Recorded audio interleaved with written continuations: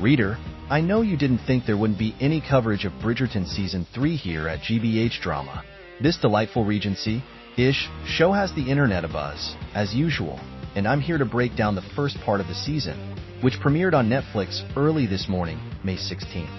Scroll down to find a brief recap of each episode, including other shows you may like to watch while waiting for the second half of the season, and a spice score so you can plan your viewing accordingly. Just be warned, there will, of course, be spoilers. Episode 1. Out of the Shadows. Everyone's back in town, including Colin, who's used another trip abroad to apparently pick up some Regency Riz, and Francesca, the musician Bridgerton who's been mostly absent since Season 1. Francesca just wants to play her piano in peace, which is unlikely to happen in her family/the social season. Also worth noting, in the time between seasons, Eloise apparently got a personality transplant and is now into fashion and friends with Cressida Cooper, the Tun's resident mean girl. Mama Bridgerton isn't happy with this development, but she's got bigger fish to fry. Queen Charlotte isn't that interested in any of the year's debutantes, despite Lady Whistledown gassing everyone up in her first pamphlet of the season. The only person who isn't excited to see Colin, literally, other girls are biting their gloves off to get at him, is Penelope, who remembers the mean stuff he said about her last season. He obviously doesn't know why she's mad at him, because he is a doofus. Speaking of the Featheringtons, remember how last season Cousin Jack ran a fake gem racket and stole a bunch of cash? Portia Featherington has passed that cash off as an inheritance from an elderly relative, and is pushing her two eldest daughters to have babies ASAP so that they can get a son to inherit the estate. She also basically says, "So glad you'll be with me forever, Penelope," which prompts a makeover montage, my fave. Pen can handle living under her mom's rules, barely, but not her sister's. I don't like that.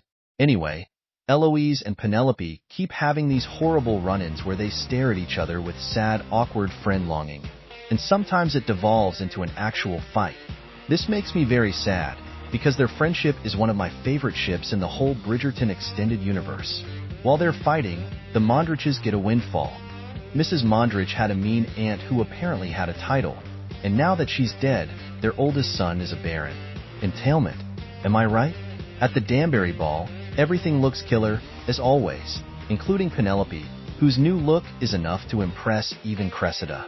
The only issue is that Pen isn't used to being the center of attention, and totally bungles the first conversation she tries to have with the intrigued suitors who circle her. Also having a rough time? Francesca, who literally only wants to talk about piano. The two of them link up to chat about wallflower life, how annoying it is to be different than one's siblings, and to share a pep talk.